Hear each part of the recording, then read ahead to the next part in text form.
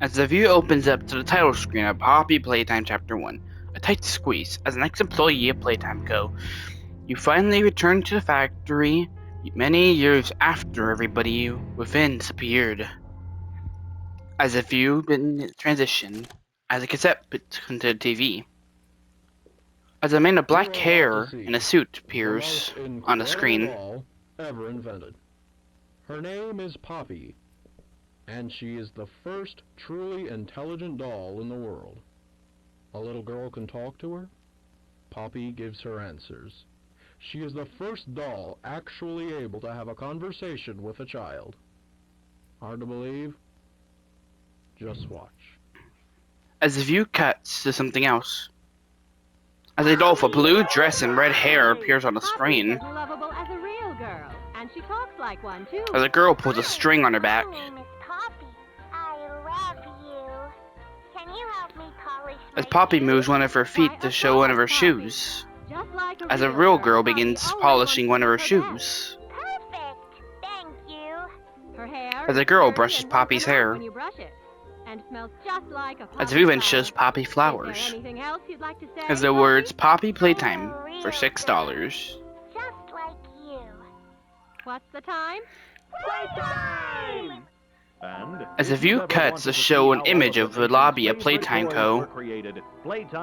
As the view shows a bunch of doll heads on a bunch of conveyor belts and other parts of dolls and toys. As the words Factory Tour $2.99 per person appear. As a shot shows the whole factory before glitching and showing images of unknown places in the factory. As the view then begins to fade slowly. As the words Poppy Playtime Chapter 1 come on the view.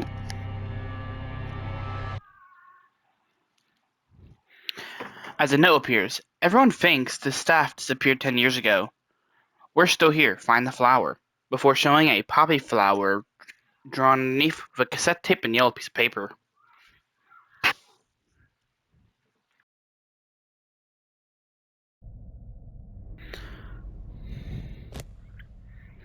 As the main protagonist enters the building, looking around curiously, not knowing of his current whereabouts, as he then walks behind the reception desk and picks up a cassette tape, lying next to a old-fashioned computer monitor, before walking over to a VHS player, putting the TV in and looking up at the Hi, TV. my name is Leif Pierre, and I'm the head of innovation here at the Playtime Co. Toy Factory. If you're seeing this, then you're trespassing. Yeah, we play this little tape on loop whenever we close the factory for the day. So, trespasser, just to make you aware, while we pride ourselves primarily on our high-quality toys and excellent child care, we also pride ourselves on our security. For example, this facility is full of hidden motion triggers, which, once set off, will turn on the factory's emergency alarms and directly contact the authorities. And As the protagonist looks around worriedly. No spoilers. So, you've got my warning.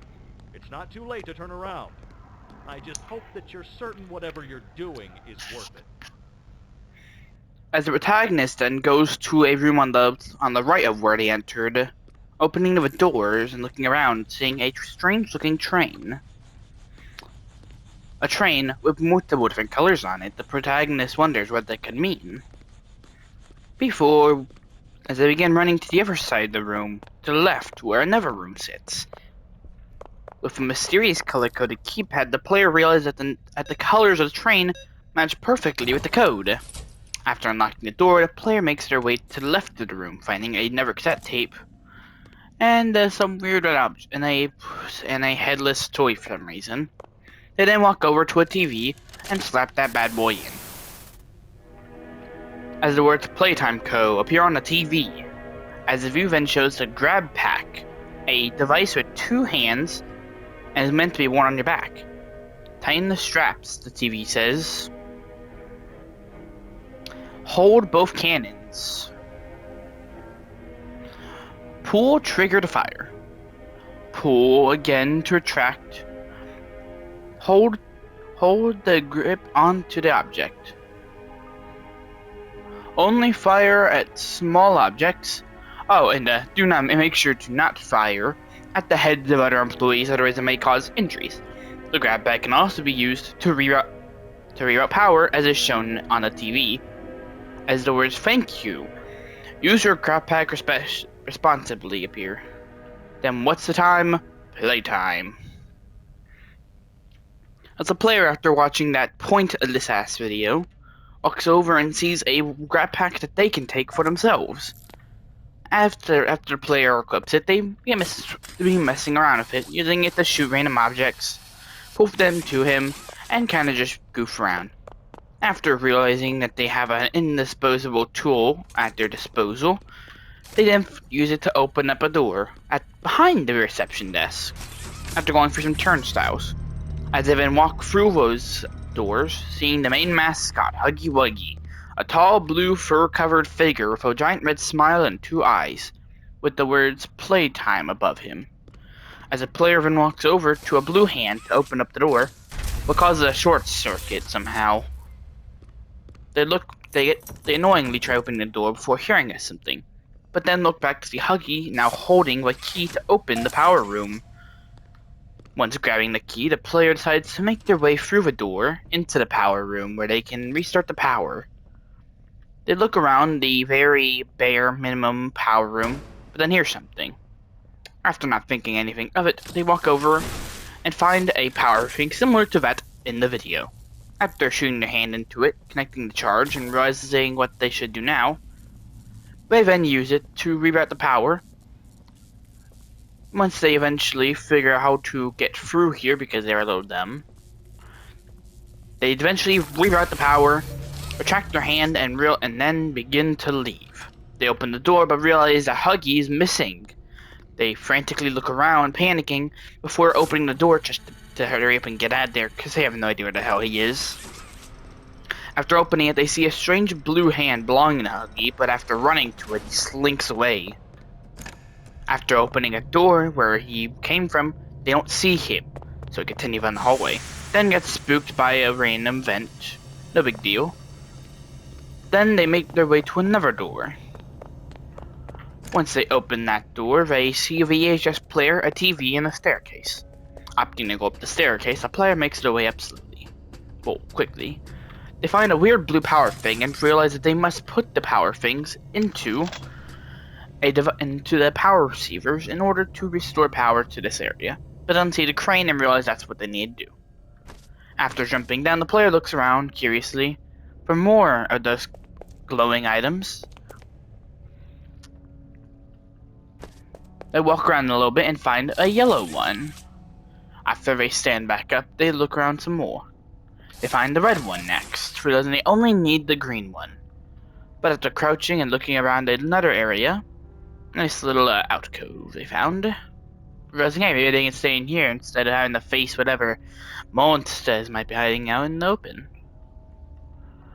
After looking around, they realize there's a tape inside that area. So after making their way around, doing some clamoring as they try to figure out their way, because they're a little stupid, they jump on a couple boxes and make their way to, and then eventually find that elusive VHS tape. But then realize it's not, and they're being dumb. It was just an Ebron toy. Annoyed, they managed to get through the confines and find the treasure, the VHS tape. After jumping through the boxes again, realizing they could have just pulled the damn things, they annoyed continue looking for the last power container, whatever it's called, because the player doesn't really care. They're just trying to get through here. And look for the dumb employees that decided to stay here. Even after 10 years. The player looks around and, not knowing of what to do, continues to look.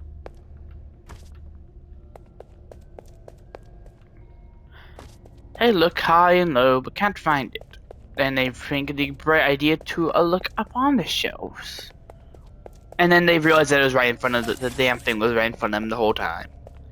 After they get their elusive treasure, they use their hand to open up a strangely, for some reason, one-sided door they need a grab pack to open, that are a very strong person to open. They walk over to the VHS tape player, insert the tape, and see what wonders could be hidden on it. Rich, where are they keeping the Huggy boxes? I don't know. I couldn't tell you.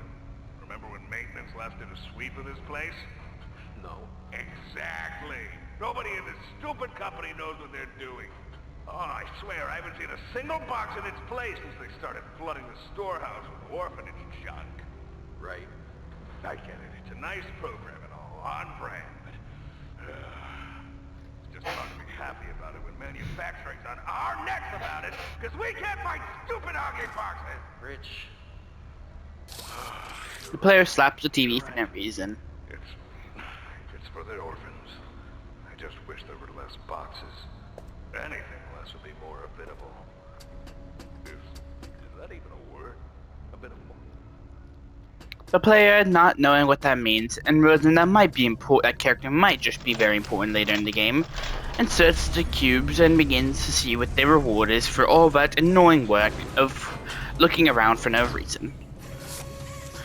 And watches that Crane as a fool picks up a box, with thankfully of a red hand, which they would gracefully need if they want to continue their perilous journey into the Deficit Factory. After the Crane very gently makes sure the crate is safely delivered, the player collects their treasure in the form of a red hand. And after using both their new toys to open up a door, which they have to crouch under annoyingly, they make their way through a conveyor belt system. They turn right, looking around confused, wondering why there's human-sized vents everywhere. They use a red hand to connect to a power device, connect it to a power pole, and find the power receiver they need, and restore power to the conveyor belt. And then have to wait 5 minutes to go through a long-ass conveyor belt system. How beautiful.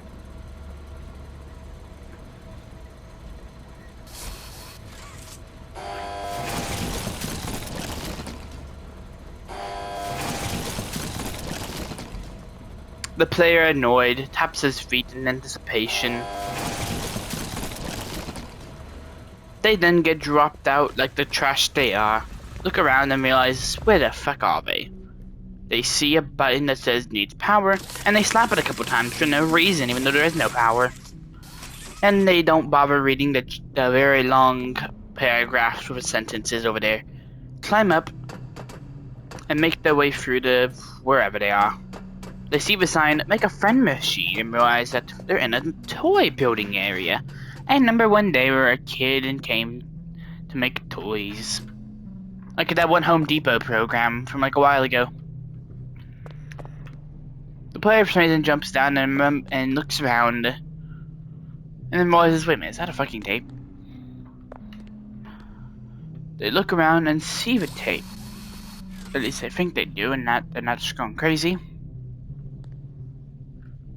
They realize they might be going crazy until they realize, yeah, there's a tape up there. They shouldn't get fucking find it. They look around high and low. Maybe not low enough, but who cares? They realize, where the heck is this tape? And they realize the person doing this, they realize that they don't have an inventory too.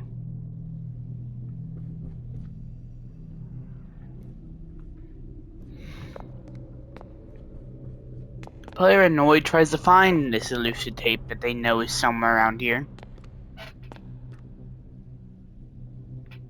but come up with nothing after looking around.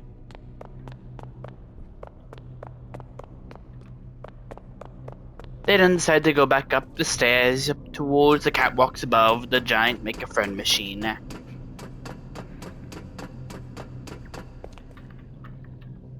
They see the VHS player and realize they can't give up that easily.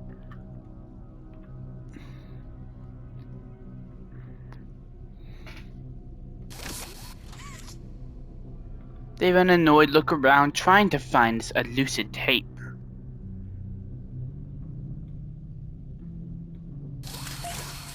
Which they eventually grab after shooting in a random direction and insert to enjoy its contents. So, Stella, what made you want to work at the Playtime Co. factory? Playing with toys when I was young was so magical.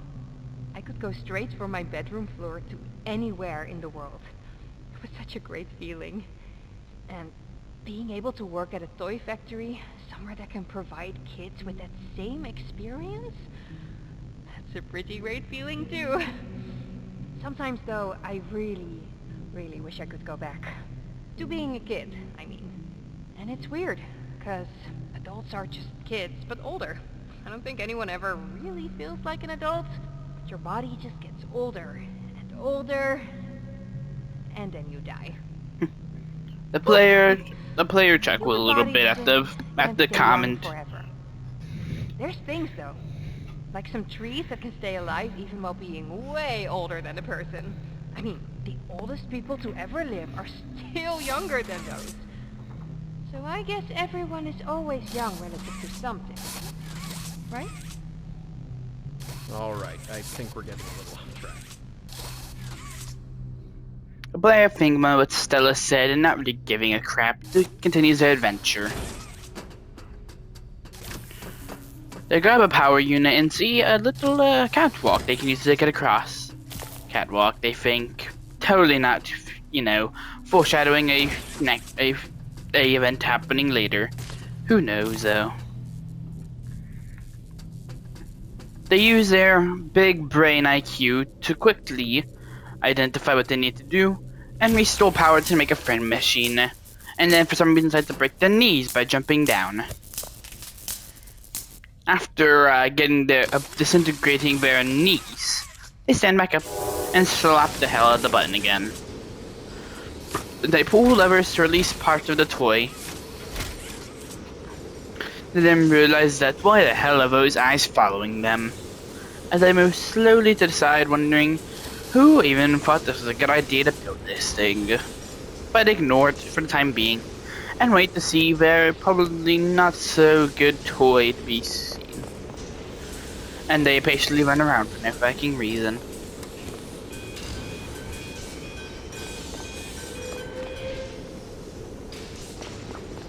Still annoyed at the giant machine staring at them, they slap it a couple times, hoping that they won't come back to bite them with some good old fucking karma. They run around cheerfully, wondering what toy they will get. They might think it's an early Christmas for all they know. And after looking at the machine again, which continues to stare at them for no reason, they wait and wait and continue to wait. They then see that this place for some reason has laser technology and wonder what kind of 1900 era technology he is exactly working with. But he doesn't care, as he sees his new toy coming down the line slowly for no reason but to make speedrunners lose their heads about why this machine takes so damn long. After waiting for an eternity, they get their toy, they collect it, and see that they can use it to get out of this place. After inserting their not a bad looking toy actually, it's actually a pretty nice toy. They look at the dark, ominous hallway before them, and realize, screw it. But when they walk, they see the massive Huggus Wuggus. They then decide to give it a couple slaps on the face for no reason at all. And then they decide to run. After running into the vents where they once thought their toy to go, they then panic as they realize where the hell are they? And wonder if they'll ever see their families ever again. After walking, they watch the Huggus Wuggus burst from a door and begin running. The player, not knowing what the hell to do, begins running frantically, trying to escape the giant Huggus Wuggus. And that's why we call it the Huggy Wuggus. This is just fact. They then run and run, wondering what to do. They then quickly have to break this Huggus Wuggus' knees, but then get killed anyway. Damn, only 20 minutes into the stream. Holy hell. The player, after getting their face absolutely after the player gets the bite of 87 done to them, they respawn. After just having the bite of 87 committed on them. After again walking over, they knew to expect a giant Huggus Wuggus as it slowly walks at him, and we slap them in the face for no reason other than to piss them off and make them want to do a bite of 83 to us instead of a bite of 87. They then quickly run after getting themselves stuck like an idiot. Run and run, they do. They run and run for the vents. Now knowing to expect the Huggies bugs to burst through the doors. And for some reason, this narrator is doing a British accent. He isn't getting paid enough to do a normal accent. They then run and run like hell, wondering what to do. And then they finally remember they need to run. This time they're not an idiot. Even though the person doing this is kind of an idiot. They run and run.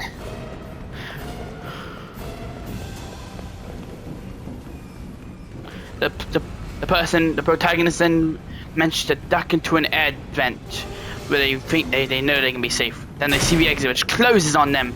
And then they see the Huggies Wuggies running right at them, full speed. The player books it, wondering what to do. The protagonist, not knowing of the certain demise, continues to run. And for some reason turns around for no reason to scare the hell out of the person doing this. The Huggies Wuggies begins banging on the door, ready to turn their face into the bite of 83 this time. The play pauses and pulls the box down and then gets killed because they're dumbass and didn't think they thought they could pull it in time, but they were dumb and...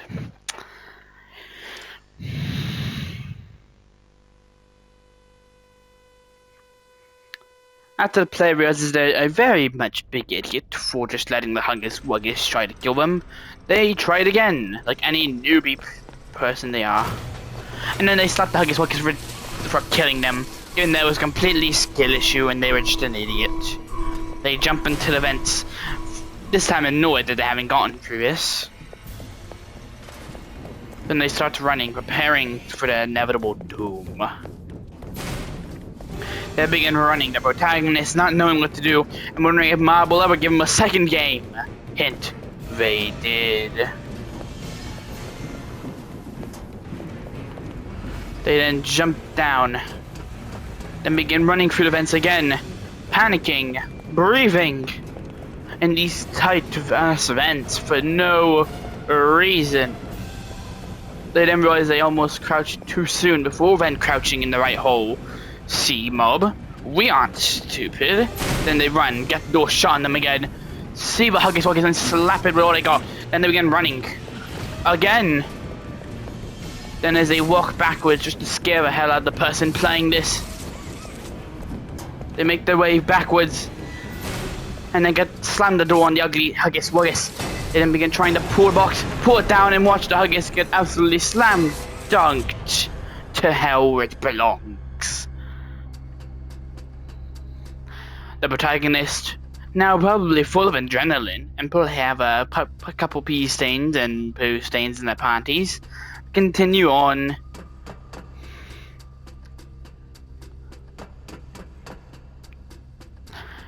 The player, exhausted after having to do a whole 2,000-mile run just to escape an ugly-ass kid's toy, pops the tape into a TV, seeing what the last tape of this will hold. Experiment 1006, the prototype. Coordination and cooperation is evidently within his skill set, as well as the skill set of all other experiments of his type. Though still missing, today's events are no doubt in relation to him. His absence was a flaw in the scientific process, which should have under no circumstances been left unaccounted for. That's why I'm making this log, so that the same mistake won't be made twice. Any future experiments will need to be contained and disposed of in a secure location.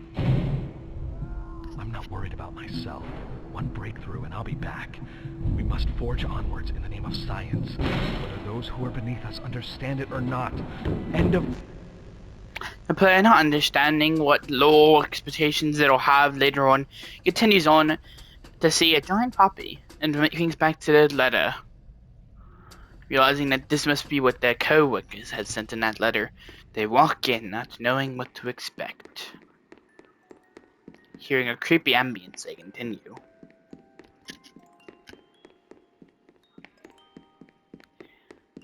As they continue to move, not knowing of what's next, they see a door at the end of that hallway. They open it and see Poppy, that doll from the tape. They wonder, why is she here? The player, not knowing what to expect, opens it, but then the lights cut out. You opened my case. As the end credits appear, Poppy Playtime with Chapter 1, A Tight Squeeze.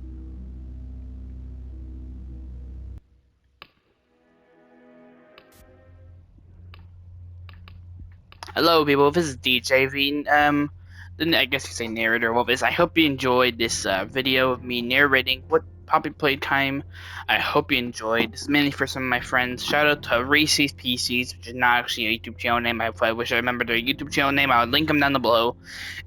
If I can remember their YouTube channel name, I would link it down below. I call them Reese's PCs. They're a good friend of mine at school. I hope you guys enjoyed. Leave a like, subscribe, comment down below. And don't worry more, what if Blink had a narrator will be coming on GTA, FNAF, all the Poppy Playtime games. And comment down below what else I should do. Should I do any... What do you guys think? Should I do any other games? Maybe I should do what if, you know. But comment down below. What game should I do? Maybe I'll do what if Choo Choo Charles had a narrator. And hopefully, I'll see you guys on the next one. Hopefully, when we get Poppy Playtime Chapter 4, we'll do that.